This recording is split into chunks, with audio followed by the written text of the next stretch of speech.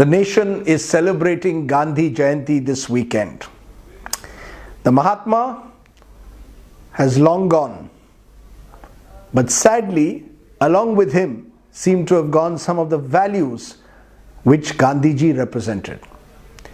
Just think about what happened in Dadri village not too long ago, just a few days ago. A man, Muhammad Akhlaq, is lynched to death because he allegedly had stored some beef in his house, or so we are told, or so is the rumor that's doing the rounds in the village.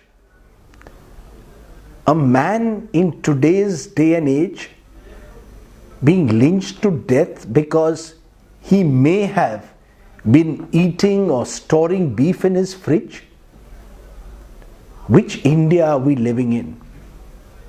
We talk of a digital India, of moving into the 21st century, of being a member of the Security Council, of being a superpower. And in a village which is barely an hour away from the national capital, a man is killed because he stored some beef in his house? What kind of a world is this? The Akhilesh Yadav government in Uttar Pradesh has much to answer for. After all, law and order is a state subject. But I also want to ask a question of those who I believe in some way or the other are spreading the politics and the poison of hate. When you ask today for a beef ban, or when a minister says that those who want to eat beef can go to Pakistan, what is the message that you're sending down to the villagers? I know there are those who are saying that, why aren't you jumping up and down every time there is a terror attack? Remember what happened in 7/11 the other day. 5 people have been convicted and sentenced to death. All of them are Muslims, I'm told. Yes, they are.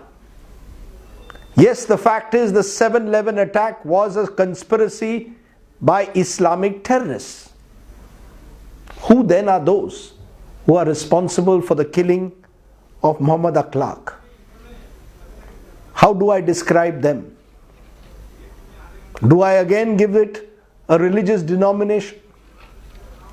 Are we heading for a situation where every such act of senseless violence now is going to see itself playing out in terms of some form of a religious divide? Is that what our netas really want? Creating some kind of a communal divide, whether it's by an order of a beef ban today, or maybe some other kind of edict of love jihad which is passed tomorrow? What kind of an India do we want?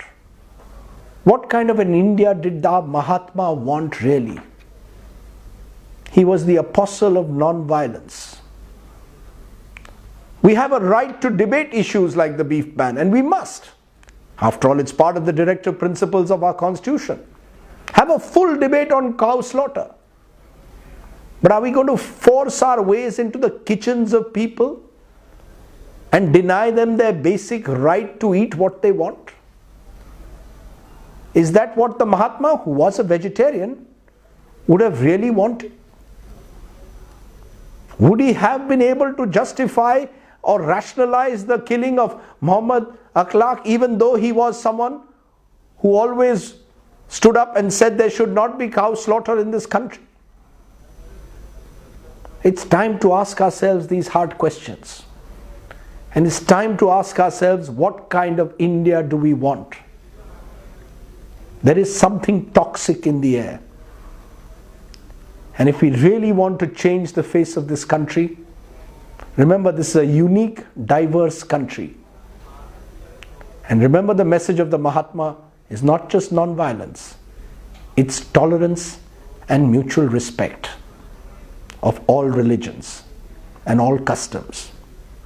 And that's what we need to learn from the Mahatma on this Gandhi Jayanti weekend. Thanks for listening to me. Do send in your feedback to rajdeepsardesai.net.